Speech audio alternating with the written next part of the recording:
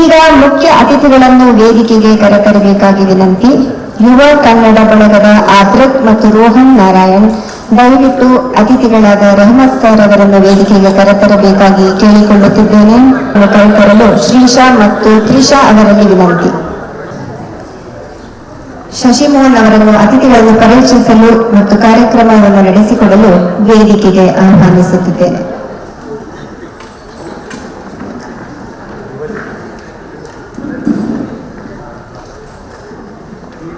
Hello hello hello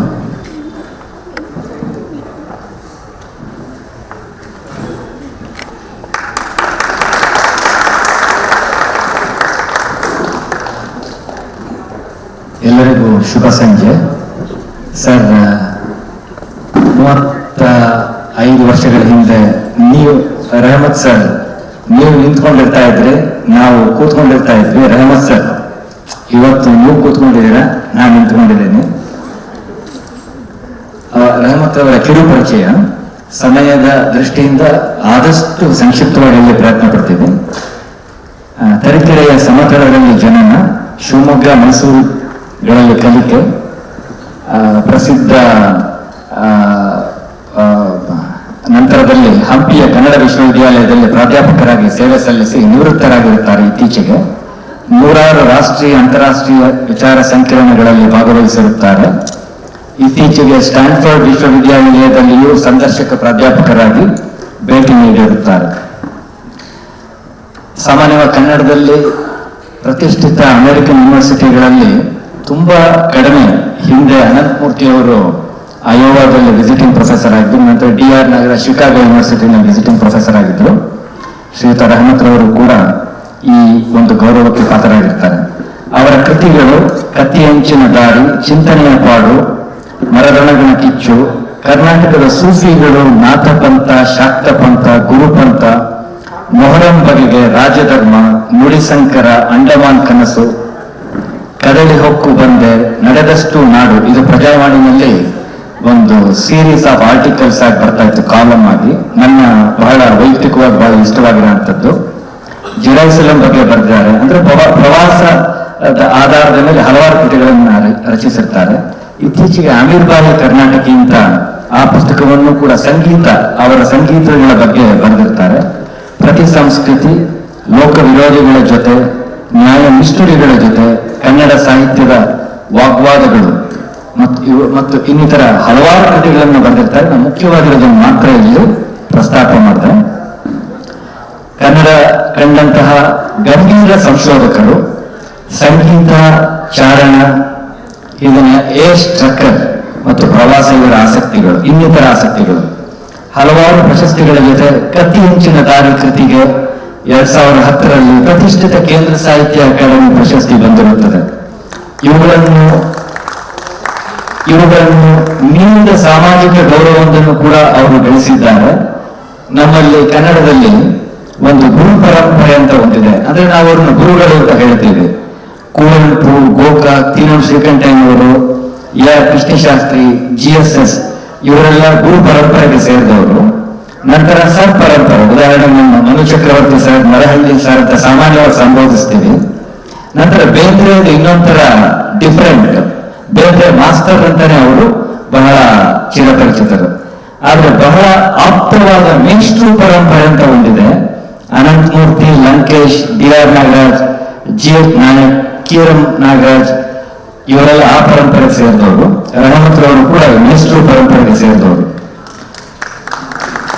Rehmat ರವರ ಸಾಹಿತ್ಯದ ಬಗ್ಗೆ ಒಂದೆರಡು ಸಾಲುಗಳ ವೈಶಿಷ್ಟ್ಯತೆ ಏನು ಅಂತ.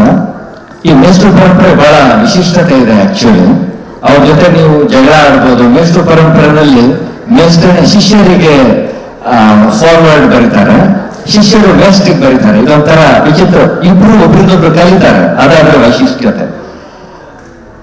ರೆಹಮತ್ ಅವರು ಕನ್ನಡ, ನಾನು ಅದನ್ನ ಅಲ್ಲಿ ಅವರ ಇಂಟ್ರೊಡಕ್ಷನ್ ಅಲ್ಲಿ ಬರೆದಿದ್ದೆ, ಕನ್ನಡ ಲೋಕದೊಳಗೆ ಹಲವು ವಿಶ್ವಗಳನ್ನು ಶೋಧಿಸುತ್ತಿರುವ ಖ್ಯಾತ ಸಂಸ್ಕೃತಿ ಚಿಂತಕರು ಕೂಡ. ಭಾಷೆ ಮತ್ತೆ ಸಾಹಿತ್ಯ ಅನ್ನೋದು ಸಂಸ್ಕೃತಿಯ ಒಂದು ಭಾಗವನ್ನು ಹೇಳ್ತಾ ಇದ್ದೀನಿ. ಕೆಲವು ಸಂದರ್ಭದಲ್ಲಿ ಇಂಗ್ಲಿಷ್ ನಲ್ಲಿ ಹೇಳ್ತೀನಿ, benefit of all. Basically in his works are in pursuit of many universes in Kannada cosmos, ಅಂದ್ರೆ ಹಲವು ಪ್ರಪಂಚಗಳನ್ನ ಅವರು ಸಣ್ಣದರಲ್ಲೇ ನೋಡ್ತಾ ಹೋಗ್ತಾರೆ.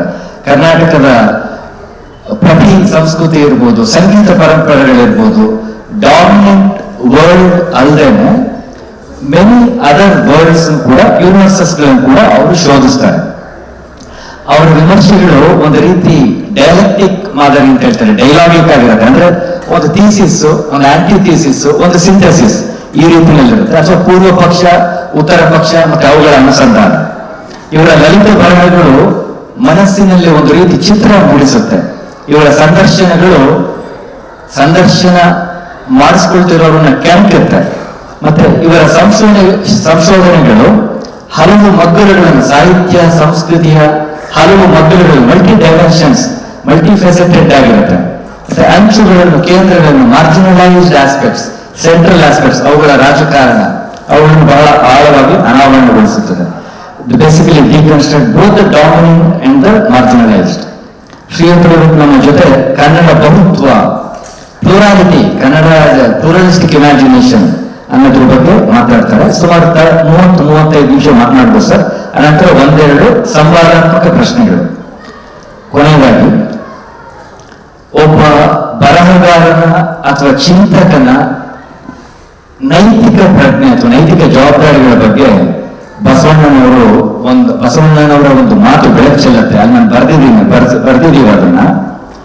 ಆ ಮಾತಿನಲ್ಲಿ ಶ್ರೀಯುತರು ಬಲವಾಗಿ ನಂಬಿರುತ್ತಾರೆ. ಬಸವಣ್ಣ ಹೇಳುವುದು, ನ್ಯಾಯ ನಿಷ್ಠುರಿ ದಾಕ್ಷಿಣ್ಯಪರ ನಾನಲ್ಲ, ಲೋಕ ವಿರೋಧಿ ಶರಣನಾರಿಗಂಜುವನಲ್ಲ. ನ್ಯಾಯ ನಿಷ್ಠುರಿ ದಾಕ್ಷಿಣ್ಯಪರನಲ್ಲ, ಲೋಕ ವಿರೋಧಿ ಶರಣನಾರಿಗಂಜುವನಲ್ಲ. ನಾನು ಮನುಷ್ಯರನ್ನ ಸರ್ ಟ್ರಾನ್ಸ್ಲೇಟ್ ಮಾಡ್ಕೊಡಿ ಅಂತ ಒಂದು 3 ಗಂಟೆ ಕೆಳಗಡೆ ಕೇಳಿದ್ರೆ ತಕ್ಷಣ ಟ್ರಾನ್ಸ್ಲೇಟ್ ಮಾಡಿ ಕಳಿಸಿದ್ರು. ಅವ್ರು ಇಂಗ್ಲಿಷ್ ನಲ್ಲಿ ಹೇಳ್ತೀನಿ ಇವಾಗ. Uncompromising in truth and justice, never in favor of courtesies. I run against the world. The Sharana is not afraid of anybody. Uncompromising in truth and justice, never in favor of courtesies. I run against the world. The Sharana is not afraid of anybody. ಸ್ನೇಹಿತರೆ, ಈಗ ನಮ್ಮೆಲ್ಲರ ಮೇಷ್ಟ್ರು ರಹಮತ್ ಅವರು. ನಾನು ಗೌರವಿಸೋ ಅಗ್ರಹಾರ ಕೃಷ್ಣಮೂರ್ತಿಯವರಿದ್ದಾರೆ. ಮನು ಎಲ್ಲಿದ್ದಾರೆ ಗೊತ್ತಿಲ್ಲ. ಮತ್ತು ನಾನು ನನ್ನ ಪುಸ್ತಕ ಮೀರ್ಬಾಯಿ ಬಗ್ಗೆ ಬಹಳ ಒಳ್ಳೆಯ ಮಾತನ್ನು ಹಂಚಿಕೊಂಡ ಲೀಲಾವತಿ ಅವರಿದ್ದಾರೆ. ಎಲ್ರಿಗೂ ನಮಸ್ಕಾರ. ಶಶಿ ಒಂದು 40 ವರ್ಷದ ಹಿಂದೆ ನನ್ನ ವಿದ್ಯಾರ್ಥಿ ಕ್ಲಾಸಲ್ಲಿ, 35 ವರ್ಷದ ಹಿಂದೆ ಅಂತ ಕಾಣ್ತದೆ, ಕರ್ವಾಲ ಪಾಠ ಮಾಡ್ತಿದ್ದ ನಾನು ಯಾವುದು. ಅವರಣ್ಣ ನನ್ನ ಕಲಿಗಾಗಿದ್ದರು, ರಾಜೇಂದ್ರ. ಇವರು ನನ್ನ ವಿದ್ಯಾರ್ಥಿ. ಜೋಕ್ ತಮಾಷೆ ಮಾಡಿದ್ರೆ 5-6 ರೂಮ್ಗಳಿಗೆ ಕೇಳೋಂಗೆ ಇವರು ಒಬ್ಬರೇ ನಗ್ತಾ ಇದ್ರು. ಅದು ಎಷ್ಟು ಚೆನ್ನಾಗಿ ನಗ್ತಾ ಇದ್ರು ಅಂದ್ರೆ ಆಮೇಲೆ ಉಳಿದವ್ರು ನಗ್ತಾ ಇದ್ರು. ನನ್ನ ಜೋಕಿಗಲ್ಲ, ಇವ್ರು ನಗ್ತಾರೆ ಅಂತ ನಗ್ತಾ ಇದ್ರು. ಅಂಥ ಶಶಿ ಕಳೆದ 10-15 ವರ್ಷಗಳಿಂದ ನಾನು ಬೆಂಗಳೂರಿನಲ್ಲಿ ಎಲ್ಲಿ ಭಾಷಣ ಬಂದು ಸಭೆಯಲ್ಲಿರೋದನ್ನು ನಾನು ಗಮನಿಸಿದ್ದೇನೆ. ಇವತ್ತು ಈ ಕಾರ್ಯಕ್ರಮ ಮುಗಿದ್ಮೇಲೆ ಡಾಕ್ಟರ್ ಸೀಮಂತಿನಿ ಅಂತ DVS ವಿದ್ಯಾರ್ಥಿನಿ ಅವರು, ವೈದ್ಯರು ಮತ್ತು ಸಂಗೀತಗಾರರವರು ಸಂಗೀತ ಕೇಳಕ್ಕೆ ಬರಬೇಕು ಅಂತ ಕೇಳಿದ್ದಾರೆ. ಹೀಗಾಗಿ ತಮ್ಮ ಅನುಮತಿಯನ್ನು ಮೊದಲೇ ಪಡ್ಕೊಳ್ತಾನೆ ಈ ಕಾರ್ಯಕ್ರಮ ಭಾಷಣ ಆದಮೇಲೆ ನಾನು ನಿರ್ಗಮಿಸಲಿಕ್ಕೆ. ಸ್ನೇಹಿತರೆ, ಬಹಳ ಸಂಕ್ಷಿಪ್ತವಾಗಿ ಈ ಕನ್ನಡದ ಬಹುತ್ವ ಅಂತ ನಾನೇನು ಆಲೋಚನೆ ಮಾಡಿದ್ದೀನಿ ಅದನ್ನು ತಮ್ಮ ಮುಂದೆ ಹಂಚ್ಕೊಳ್ತೀನಿ. ಭಾರತ ಅಥವಾ ಕರ್ನಾಟಕ ನನ್ನ ಪ್ರಕಾರ, ಅದು ನಮ್ಮೆಲ್ಲರಿಗೂ ಗೊತ್ತಿರೋ ಹಾಗೆ, ಹಲವಾರು ಭಾಷೆಗಳ, ಹಲವಾರು ಸಂಸ್ಕೃತಿಗಳ, ಹಲವಾರು ಜನಾಂಗಗಳ, ಧರ್ಮಗಳ, ಹಲವಾರು ಪ್ರಾಂತ್ಯಗಳ. ನಾವೆಲ್ಲ ಮಲೆನಾಡಿನವರು.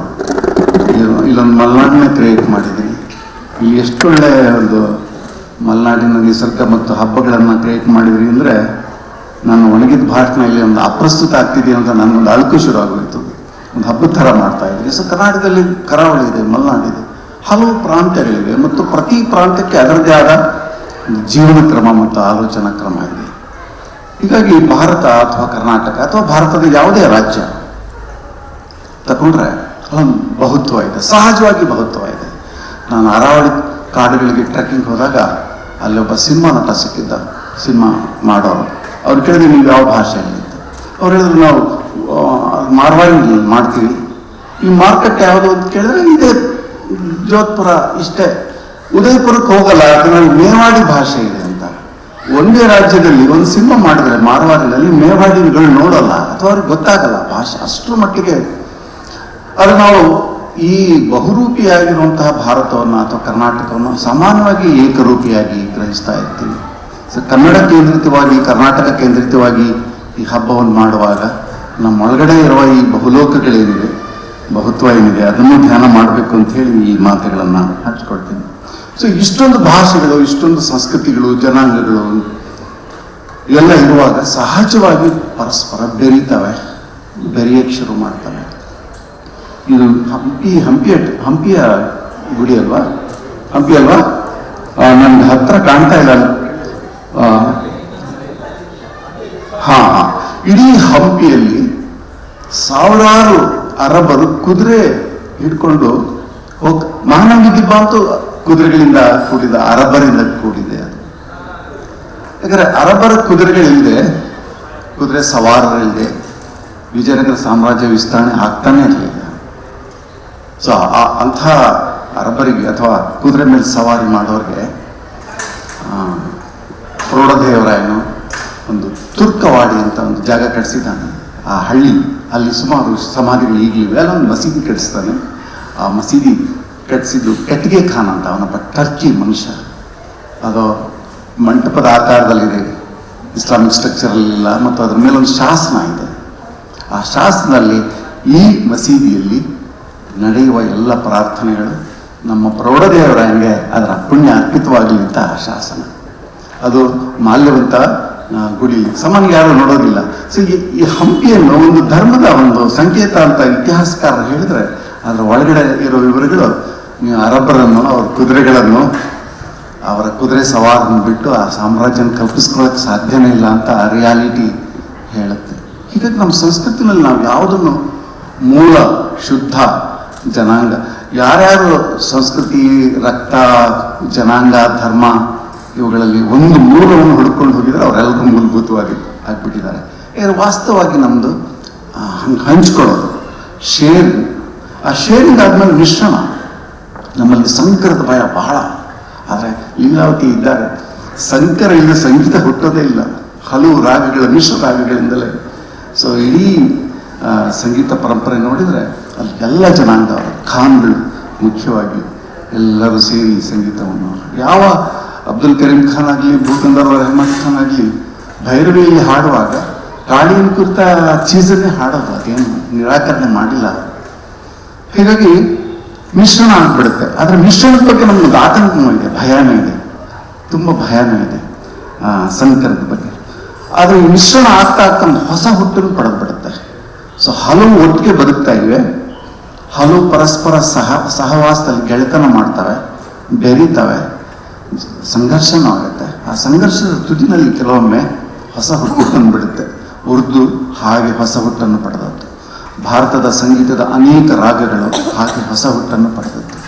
ಅಷ್ಟೇ ನಮ್ಮ ಆಧುನಿಕ ಕನ್ನಡ ಸಾಹಿತ್ಯ ಕೂಡ ಅವಳ ತೊಡಿಗೆ ಇವಳಿಗಿಟ್ಟು ನೋಡ ಬಯಸಿದೆ, ಅವಳ ಉಡುಗೆ ಇವಳಿಗಿಟ್ಟು ಹಾಡ ಬಯಸಿದೆ ಅಂತ ಏನು ಆಚಾರ್ಯ BM ಶ್ರೀಕಂಠಯ್ಯನವರು ಹೇಳಿದ್ರು, ಮಿಶ್ರಣವೇ ಹೇಳ್ತಾ ಇದ್ದಾರೆ ಅವರು. ಸೊ ಇದು ನಮ್ಮ ಭಾರತದ ಸಂಸ್ಕೃತಿಯ ಒಂದು ವಿಶಿಷ್ಟತೆ ಅಂತ ನಾನು ಕರೆಯೋದಕ್ಕೆ ಬಯಸ್ತೇನೆ. ಅದು ಕರ್ನಾಟಕಕ್ಕೂ ಕೂಡ ಅನ್ವಯ ಆಗ್ತದೆ. ಈ ಒಂದು ಕೂಡುಬಾಳ್ವೆ ಸಂಸ್ಕೃತಿ, ಭಾಷೆ, ಸಂಗೀತ, ಜನಾಂಗಗಳದ್ದು, ಅವುಗಳ ಮಿಶ್ರಣ, ಅವುಗಳ ಒಳಗಡೆ ನಡೆಯುವ ಸಂಘರ್ಷ ಮತ್ತು ಹೊಸ ಹುಟ್ಟಿದೆಯಲ್ಲ, ಇದರಲ್ಲೊಂದು ಆತಂಕ ಇದೆ, ಎಲ್ಲಿ ನಮ್ಮ ಅನನ್ಯತೆ ಕಳೆದು ಹೋಗ್ಬಿಡ್ತದೋ ಅಂತ. ಹೀಗಾಗಿ ಎಲ್ರಿಗೂ ನಮ್ಮ ಅನನ್ಯತೆಯ ಹುಡುಕಾಟ ಕೂಡ ಒಳಗಡೆನೇ ಇರ್ತದೆ. ಈ ಹಬ್ಬ ಆಚರಿಸುವಾಗ ನಾವು ಕನ್ನಡದ ಅನನ್ಯತೆ ಬಗ್ಗೆ ಆಲೋಚನೆ ಮಾಡ್ತಾ ಇರ್ತೀವಿ. ಹಾಗೆ ಮಾಡುವಾಗ ಈ ಅನನ್ಯತೆಯನ್ನು ನಾವೆಲ್ಲರೂ ಹಿಂಪಟ್ಕೊಂಡಿದ್ದೀವಿ ಅಂತಂದ್ರೆ ಎರಡು ಸಂಗತಿಗಳಿಂದ. ಒಂದು, ನಮ್ಮ ಮೇಲೆ ಯಾರಾದರೂ ಹೇರಿಕೆ ಮಾಡಕ್ ಬಂದ್ರೆ ಅದನ್ನ ರೆಸಿಸ್ಟ್ ಮಾಡ್ತೀವಿ, ಅದನ್ನು ಪ್ರತಿರೋಧ ಮಾಡ್ತೀವಿ. ಸಂಸ್ಕೃತದ ಜೊತೆಗಿನ ಪ್ರತಿರೋಧಗಳನ್ನು ಉದ್ದಕ್ಕೂ ಶರಣರು, ಅವರು ಇವರು ಎಲ್ಲರೂ ಮಾಡ್ಕೊಂಡು ಬಂದಿದ್ದಾರೆ. ಅದನ್ನು ನಾನು ಉಲ್ಲೇಖ ಮಾಡಕ್ಕೆ ನನಗೆ ಸಮಯ ಇಲ್ಲ. ಇಂಗ್ಲಿಷ್ ಪ್ರತಿರೋಧ ಕೂಡ ಅದು ಅತಿಯಾದಾಗ ಮಾಡಿದ್ದಾರೆ. ಫಾರ್ಸಿನು ಎಲ್ಲ ಅಧಿಕಾರಸ್ಥ ಭಾಷೆಗಳು ಕನ್ನಡದ ಮೇಲೆ ಸವಾರಿ ಮಾಡಕ್ಕೆ ಬಂದಾಗ ನಮ್ಮವರು ಪ್ರತಿರೋಧ ಕೂಡ ಮಾಡಿದ್ದಾರೆ.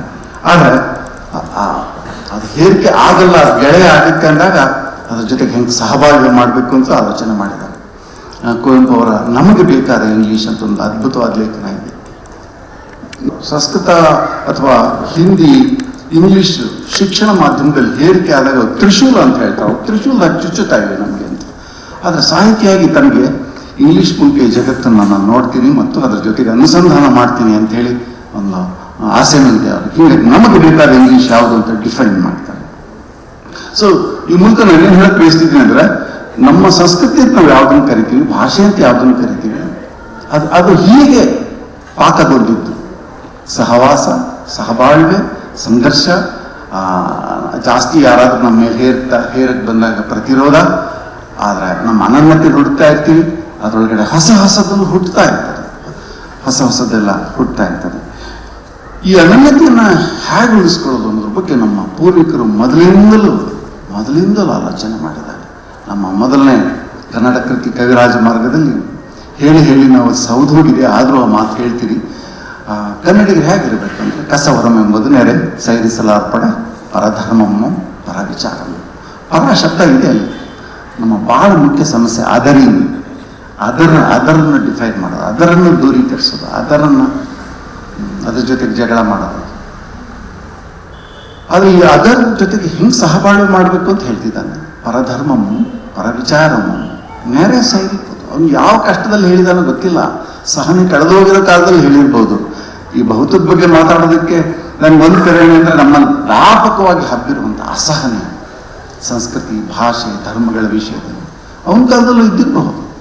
ಸೊ ಅದೇ ಚಿನ್ನ ಕಸವರ ಯಾವುದು ಅಂದರೆ ಸಹಿಸುವುದು. ಈ ಸಹಿಸುವುದು ಡೆಫಿನೇಷನ್ ಒಂದು ಸ್ವಲ್ಪ ಆಳವಾಗಿ ನೋಡಿದ್ರೆ, ನಮ್ಮ ಸಂವಿಧಾನದ ಪ್ರಿಯಾಂಬಲಲ್ಲಿರುವ ಸ್ವಾತಂತ್ರ್ಯ, ಲಿಬರ್ಟಿ, ಈಕ್ವಾಲಿಟಿ ಮತ್ತು ಫ್ರಾಟರ್ನಿಟಿಯ ಮೌಲ್ಯಗಳೇ ಅದರಲ್ಲಿರೋದು. ನಮ್ಮ ಸಂವಿಧಾನ ಬರೆಯೋಕ್ಕೆ 1100 ವರ್ಷಗಳ ಹಿಂದೆ ಕನ್ನಡ ಕವಿ ಒಬ್ಬ ಸಂವಿಧಾನ ಬರೆದಿದ್ದಾನೆ, ಹಿಂಗಿರಬೇಕು ಕನ್ನಡಿಗರ ಬಾಳ್ವೆ ಹಾಗೆ ಅಂತ. ಮತ್ತು ನಮ್ಮ ಪಂಪ ಅನಂತರ ಬರೋನು ಕೂಡ ಇದೇ ಸಮಸ್ಯೆ ಎದುರಿಸಿದ್ದಾನೆ. ಅವನೊಬ್ಬ ಮಾರ್ಗ ಕವಿ, ಕ್ಲಾಸಿಕಲ್ ಪೈಟ್ ಅವನು. ಆದರೆ ದೇಶಿ ಅವನು ಭಾಳ ರಿಚ್ ಆಗಿದೆ, ಆಸ್ಥಾನ ಕವಿ. ಅವನ ಆ ರಿಚ್ ದೇಶಿ ಜೊತೆಗೆ ಸಂಬಂಧ ಮಾಡಬೇಕು. ಬರೀ ಕ್ಲಾಸಿಕ್ ಆಗಿದ್ರೆ ಒಣಗೋಗ್ಬಿಡ್ತಾನೆ.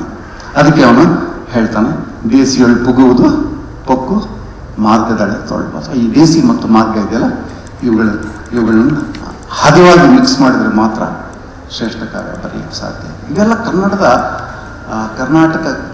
ಅಥವಾ ಕನ್ನಡ ಕವಿಗಳು ಪಟ್ಟ ಸಂವಿಧಾನದ ಮಾತುಗಳು ಅಂತ ನನ್ನ ಒಂದು ಗೈಡಿಂಗ್ ಪ್ರಿನ್ಸಿಪಲ್.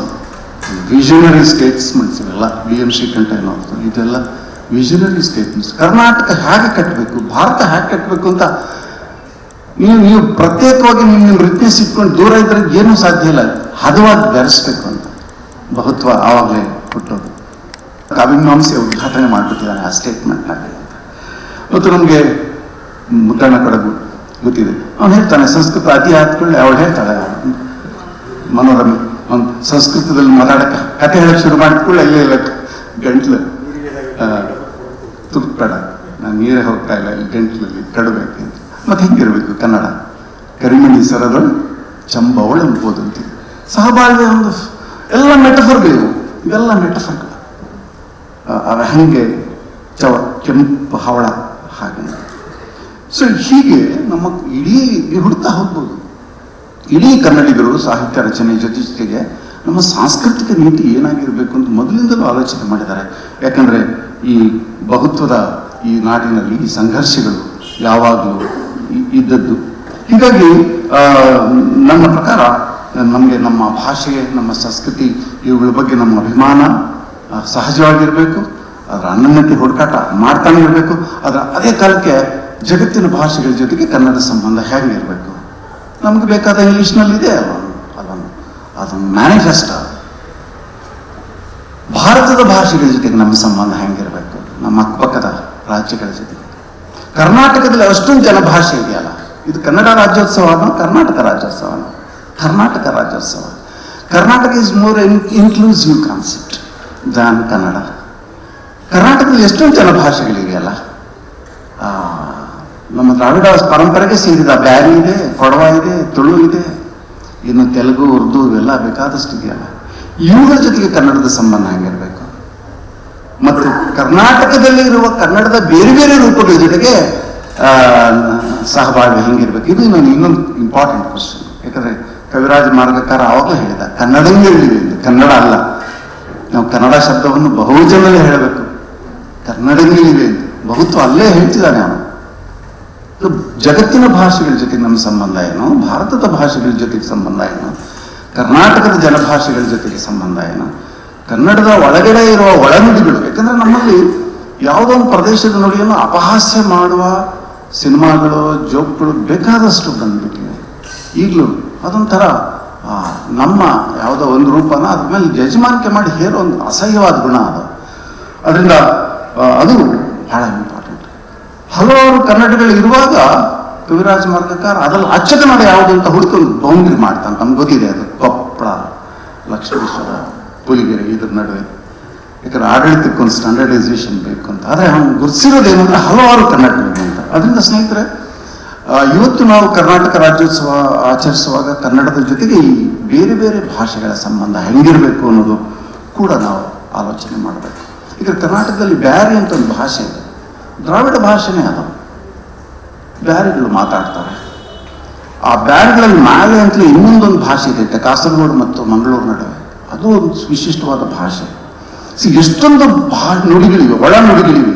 ಅವುಗಳ ಜೊತೆಗೆ ಕನ್ನಡವೂ ಒಂದು ಯಜಮಾನಿಕೆ. ಹಾಗೆ ಕನ್ನಡವು ಕರ್ನಾಟಕದ ಪ್ರಧಾನ ಭಾಷೆ, ಆದರೆ ಯಜಮಾನಿಕೆ ನಡೆಸಬೇಕಾದ್ದಿಲ್ಲ. ಇವುಗಳ ಜೊತೆಗೆ ಒಂದು ಸಂಬಂಧ ಏರ್ಪಡಿಸಬೇಕಾಗಿದೆ ಅಂತ ಕೂಡ ನಾವು ಆಲೋಚನೆ ಮಾಡಬೇಕು. ನಮ್ಮ ಕನ್ನಡಿಗರು ಸಹಜವಾಗಿ ಬಹುಭಾಷಿಕರು. ನಮ್ದೊಂದು ಕೊನೆ ಪಕ್ಷ 4-5 ಭಾಷೆ ಆದರೂ ಬಂದೇ ಬರ್ತದೆ. ಈಗ ಜಾಗತೀಕರಣದ ಕೆಲವು ನಿಜವಾಗ್ಲೂ ಕೆಲವು ಬಹುಭಾಷಿಕರು ವೃತ್ತಿಪರತೆಯಿಂದ ಹೊರಟ್ಬಿಟ್ಟಿದ್ದಾರೆ. ನಮ್ಮ ನಾರಾಯಣ ಹೃದಯಾಲಯದಲ್ಲಿ ರಿಸೆಪ್ಷನಿಸ್ಟ್ ಬಹಳ ಚೆನ್ನಾಗಿ ಅರೇಬಿಕ್ ಮಾತಾಡ್ತಾ ಇದ್ರು. ಅನೇಕ ವ್ಯಾಪಾರದ ಕಾರಣಕ್ಕಾಗಿ ಬಹುಭಾಷೆಗಳನ್ನ ಕಲಿತಿರ್ತಾರೆ. ಆದರೆ ಕನ್ನಡಿಗರು ಸಹಜವಾಗಿ ಬಹುಭಾಷಿಕರು. ನಾವು ಒಂದೇ ಭಾಷೆ ಆಡೋರಲ್ಲ. ಕರ್ನಾಟಕದಲ್ಲಿ ಅತ್ಯಂತ ಹೆಚ್ಚು ಭಾಷೆಗಳಿರೋ ಪ್ರದೇಶ ಯಾವುದೋ ಇದ್ರೆ ಅದು ಕರಾವಳಿ ಅಥವಾ ಕಾಸರಗೋಡು. 7-8 ಭಾಷೆಗಳಿವೆ. ಬಹುತ್ವ ಇರೋದು ದೊಡ್ಡ ಸೌಭಾಗ್ಯ ಅಲ್ಲ, ಅದನ್ನು ಸಂಭಾಳಿಸೋದು ಬಹಳ ಸೌಭಾಗ್ಯ. ಸಂಭಾಳಿಸಕ್ಕಾಗ್ತಾ ಇಲ್ಲ. ಅತಿ ಹೆಚ್ಚು ಸಂಸ್ಕೃತಿ ಗಾಯಗೊಂಡ ಸುದ್ದಿಗಳು ಬರೋದು ನಮ್ಗೆ ಆ ಪ್ರದೇಶದಲ್ಲಿ. ಹಲವು ಧರ್ಮಗಳು, ಹಲವು ಸಮುದಾಯಗಳು, ಹಲವು ಭಾಷೆಗಳು ಇರೋದೊಂದೇ ನಮ್ಮ ಅದೃಷ್ಟ ಅಲ್ಲ. ಅದನ್ನು ನಾವು ಹೆಂಗೆ ಮೇಂಟೈನ್ ಮಾಡ್ತೀವಿ ಅನ್ನೋದು ಬಹಳ ಮುಖ್ಯ ಅಂತ ಅನಿಸ್ತದೆ. ನಮ್ಮ ಹಳೆ ಕವಿಗಳೆಲ್ಲರೂ ಚತುರ್ಭಾಷಾ ಪಂಡಿತರು. ಎಲ್ಲರೂ ಅರ್ಧಮಾಗಧಿ, ಪ್ರಾಕೃತ, ಸಂಸ್ಕೃತ, ಕನ್ನಡ ಎಲ್ಲ ಕಲಿತಾನೆ ಇದ್ದರು. ನನ್ನ ಹೆಸರು BM ಶ್ರೀಕಂಠಯ್ಯನವರು ಮೈಸೂರು ವಿಶ್ವವಿದ್ಯಾಲಯದಲ್ಲಿರುವಾಗ ತಮಿಳು ಕನ್ನಡ ವಿದ್ಯಾರ್ಥಿಗಳು ತಮಿಳು ಕಲಿಬೇಕು ಅಂತ ಬಹಳ ಆಸೆ ಪಡ್ತಾ ಇದ್ರು. ನಮ್ಮ ಕನ್ನಡದ ವಿದ್ಯಾರ್ಥಿಗಳ ದುರದೃಷ್ಟ ಏನು ಅಂದರೆ ನಮ್ಮ ಕನ್ನಡ ಬೇರೆ ಭಾಷೆಗಳ ಜೊತೆಗೆ ಅದರ ಸಾಹಿತ್ಯ ಜೊತೆಗೆ ಆ ಭಾಷೆಗಳಲ್ಲಿ ಓದೋ ಒಂದು ಕುಶಲತೆನೇ ನಮಗೆ ಕಳೆದೋಗ್ಬಿಟ್ಟಿದೆ. ಆದರೆ ಕನ್ನಡ ಸಾಹಿತ್ಯ ಯಾಕೆ ಅದು ಆಳದಲ್ಲಿ ಬಹುತ್ವ ಅಂತ ಹೇಳ್ತಿದ್ದೀನಿ ಅಂದರೆ, ಕನ್ನಡ ಸಾಹಿತ್ಯವನ್ನು ರಚನೆ ಮಾಡಿದವರು ಕೇವಲ ಕನ್ನಡ ಮಾತೃಭಾಷೆಯವರಲ್ಲ. ಉದಾಹರಣೆಗೆ ಪೂತಿನ ಮಾಸ್ತಿ ನಮ್ಗೆ ಗೊತ್ತಿದೆ, ಅವರು ತಮಿಳು ಮಾತೃಭಾಷೆಯವರು. ಅಥವಾ ನಾಡಿ ಸೋಜಾ ಕೊಂಕಣಿ, ಶಂಭಾ ಬೇಂದ್ರೆ ಮರಾಠಿ, ಲಲಿತಾ ನಾಯಕ್ ಲಂಬಾಣಿ, ನಿಸಾರ್ ಹೇಳಬೇಕಾಗಿಲ್ಲ, ನಮ್ಮ ನಾಗವೇಣಿ ತುಳು, ನಮ್ಮ ವೆಂಕಣ್ಣಯ್ಯನವರು ಅವರೆಲ್ಲರೂ ತೆಲುಗು ಭಾಷೆ. ಈ ರವಿ ಬೆಳಗೆರೆ ಇವರೆಲ್ಲ ತೆಲುಗು ಭಾಷೆ. ನಾನು ಏನು ಹೇಳಕ್ಕೆ ಬಯಸ್ತಾ ಇದ್ದೀನಿ ಅಂದರೆ, ಕನ್ನಡ ಮಾತೃಭಾಷೆಯವರು ಬರೆಯುವ ಕನ್ನಡ ಸಾಹಿತ್ಯಕ್ಕಿಂತ ಕನ್ನಡ ಅಲ್ಲದೆ ಬೇರೆ ಮಾತೃಭಾಷೆಯವರು ಕನ್ನಡ ಸಾಹಿತ್ಯ ಬರೆದಾಗ ಅದರಲ್ಲಿ ಬೇರೆ ಒಂದು ಎಸೆನ್ಸ್ ಆ್ಯಡ್ ಆಗುತ್ತದೆ. ಆ ಎಸೆನ್ಸ್ ಅವರ ಸಮುದಾಯದಿಂದ ಬಂದಿರ್ತದೆ, ಅವರ ಧಾರ್ಮಿಕ ಹಿನ್ನೆಲೆಗಳಿಂದ ಬಂದಿರ್ತದೆ, ಅವರ ಸಾಂಸ್ಕೃತಿಕ ಹಿನ್ನೆಲೆಗಳಿಂದ ಬಂದಿರ್ತದೆ. ನಿಸಾರ್ ಕಾವ್ಯ ಓದ್ತಾ ಇದ್ರೆ ಬರೀ ಕನ್ನಡ ಕಾವ್ಯ ಮಾತ್ರ ಅಲ್ಲ, ಅದು ಅದರಲ್ಲೊಂದು ಸೂಕ್ಷ್ಮವಾದ ಒಂದು ಇಸ್ಲಾಮಿಕ್ ಆದ ಒಂದು ಎಲ್ಲ ಇರ್ತದೆ. ಪುತಿನ ಸಾಹಿತ್ಯ ಓದುವಾಗ ಶ್ರೀ ವಿಶಿಷ್ಟಾದ್ವೈತದ ಒಂದು ಸಣ್ಣ ಒಂದು ಹಿನ್ನೆಲೆ ಅದರ ಹಿಂದೆ ಇರ್ತದೆ. ಅಥವಾ ಕೊಂಕಣಿ ಮಾತಾಡೋ ಕ್ರಿಶ್ಚಿಯನ್ ಯಾರಾದರೂ ಕನ್ನಡದಲ್ಲಿ ಬರೀತಿದ್ರೆ ಅಲ್ಲೊಂದು ಕೊಂಕಣಿ ಭಾಷೆ, ಅದರ ಸಾಹಿತ್ಯ ಮತ್ತು ಕ್ರೈಸ್ತ ಸಮುದಾಯದ ಒಂದು ಸಾಂಸ್ಕೃತಿಕ ಲೋಕ ಅದರೊಳಗೆ ಪ್ರವೇಶ ಮಾಡ್ತಿರ್ತಾರೆ. ಹೀಗಾಗಿ ಕನ್ನಡ ಸಾಹಿತ್ಯ ನನ್ನ ಪ್ರಕಾರ ಬಹಳ ಸಮೃದ್ಧ ಆಗಿರೋದು. ಒಳಗಡೆ ಸಾಂಸ್ಕೃತಿಕವಾಗಿ ಅದಕ್ಕೆ ಹಲವು ಲೇಯರ್ಸ್ ಒಳಗಡೆ ಕ್ರಿಯೇಟ್ ಆಗಿರೋದು ಬೇರೆ ಬೇರೆ ಮಾತೃಭಾಷೆಯವರು ಕನ್ನಡದಲ್ಲಿ ಬರೆದಾಗ ಅಂತ ನನಗೆ ಯಾವಾಗಲೂ ಅನಿಸಿದೆ. ನಮ್ಗೆ ಗೊತ್ತಿದೆ, ನಮ್ಮ ಕನ್ನಡದ ಅನೇಕ ಲೇಖಕರು 2-3 ಭಾಷೆಗಳಲ್ಲಿ ಪರಿಣಿತರು. ಉದಾಹರಣೆಗೆ ಕೈವಾರ ತಾತಯ್ಯನವರು ತೆಲುಗಲ್ಲೂ ಬರೆದರು, ಕನ್ನಡದಲ್ಲೂ ಬರೆದರು. ಕಾಕಂಗಿತಿ ಮಹಿಪತಿ ರಾಯರು ಅಂತ ಇದ್ರು, ಅವರು ಅರಬಿ ಫಾರ್ಸಿ ಬಹಳ ಪರಿಣಿತರಾಗಿದ್ದರು. ಅವರ ತತ್ವಪದಗಳಲ್ಲಿ ಹಲವಾರು ಭಾಷೆಗಳು ಬರ್ತವೆ. ಶಿಶುನಾಳ ಕೂಡ ಬಹುಭಾಷಿಕ. ನಮ್ಮಲ್ಲಿ ಬಹುಭಾಷಿಕ ಲೇಖಕರಿದ್ದಾರೆ. ಒಂದೇ ರಚನೆಯಲ್ಲಿ ಹಲವು ಭಾಷೆಗಳು ಬರುವ ಹಾಗೆ ಬರೆದು ಬಿಡ್ತಾರೆ. ನನಗೆ ಆ ಸಮಯ ಇಲ್ಲ ಪದ್ಯ ಹೇಳೋದಕ್ಕೆ. ಚೆನ್ನೂರು ಜಲಾಲ್ ಸಾಬ್ ಅಂತ ಕಡ್ಕೊಳ್ಳು ಮಡಿವಾಳಪ್ಪನ ಶಿಷ್ಯ, ಅವನು ಮಿಕ್ಸ್ ಮಾಡ್ತಾನೆ. ತೆಲುಗು, ಕನ್ನಡ, ಉರ್ದು ಎಲ್ಲವನ್ನು ಮಿಕ್ಸ್ ಮಾಡ್ತಾನೆ. ನಾನೊಂದು ಲೇಖನ ಬರೆದಿದ್ದೆ ಪ್ರಜಾವಾಣಿಗೆ ಯಶಸ್ವಿ, ತೆಲುಗು ಶಿವ ಮತ್ತು ಕನ್ನಡ ಪಾರ್ವತಿ ಅಂತ. ನಮ್ಮ ಬಳ್ಳಾರಿ ಸಿನಿಮಿನಲ್ಲಿ ಅಲ್ಲಿ ನಾಟಕಗಳು ನಡೆಯುವಾಗ ಶಿವ ತೆಲುಗಲ್ಲಿ ಮಾತಾಡಿದರೆ ಪಾರ್ವತಿ ಕನ್ನಡದಲ್ಲಿ ಮಾತಾಡೋದು. ಅಥವಾ ಅರ್ಜುನ ಜಗಳ ಮಾಡಿದ್ರೆ ಬಯಲಾಟಗಳಲ್ಲಿ ತೆಲುಗಲ್ಲಿ ಮಾತಾಡಿದ್ರೆ ಅವನ ವಿರೋಧಿ ಕರ್ಣ ಕನ್ನಡದಲ್ಲಿ ಮಾತಾಡೋದು.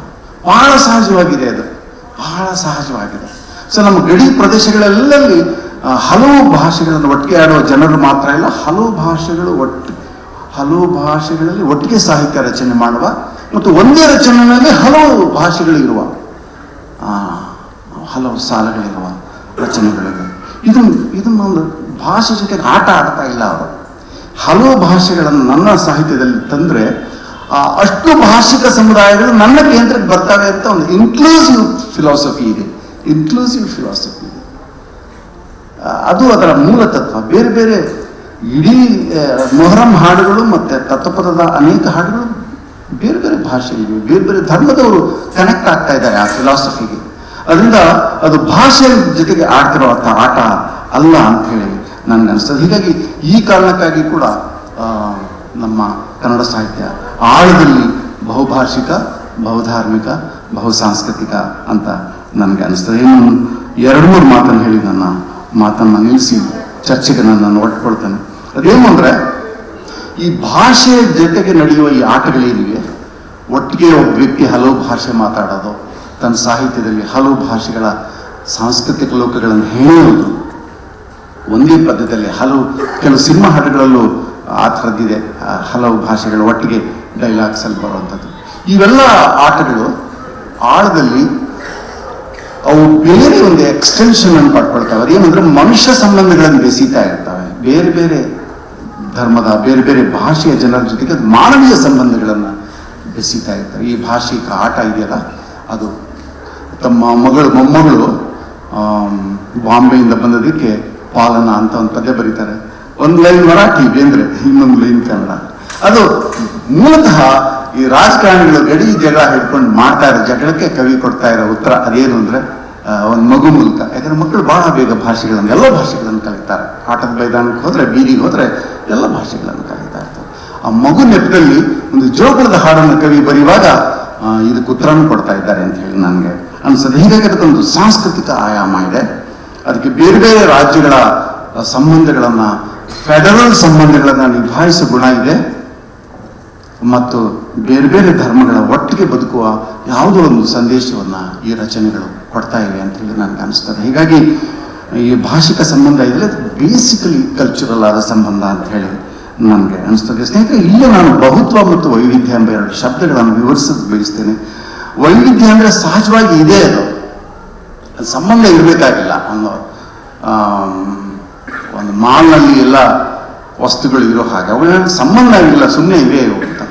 ಆದರೆ ನಾವು ಸಾರು ಮಾಡುವಾಗ ಆ ಎಲ್ಲ ಪದಾರ್ಥಗಳು, ಆ ಎಲ್ಲ ಸಾಮಗ್ರಿಗಳು, ವ್ಯಂಜನಗಳು ಸೇರಿ ಒಂದು ಸಾರು ಆಗುತ್ತೆ. ನಾನು ಸಾರಿನ ಪ್ರಬಂಧ ಬರೆಯುವಾಗ ಬಹುತ್ವವನ್ನೇ ಶೋಧ ಮಾಡ್ತಾ ಆ ಪ್ರಬಂಧ ಬರೆದ್ನೇನು ಅಂತ ನಂಗೆ ಅನಿಸ್ತದೆ. ಅಂದರೆ ಹಲವು ವೈವಿಧ್ಯಗಳು ತಮ್ಮ ನಡುವೆ ಸಂಬಂಧವನ್ನು ಬೆಳೆಸಿ ಒಂದು ಹೊಸ ಸಂಬಂಧವನ್ನು ಕ್ರಿಯೇಟ್ ಮಾಡ್ತಾವಲ್ಲ, ಅದನ್ನು ನಾನು ಬಹುತ್ವ ಅಂತ ಕರೀತೇನೆ. It's very much democratic process.